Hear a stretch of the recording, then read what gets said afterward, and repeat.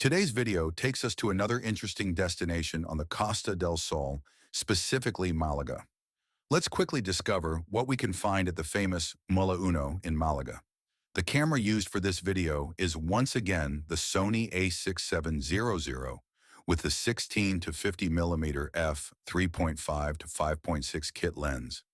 Special thanks to the young woman at La Despensa Gourmet de Málaga, where you can find a large variety of local products, from wine, honey, oil, cheeses, and quality cured meats.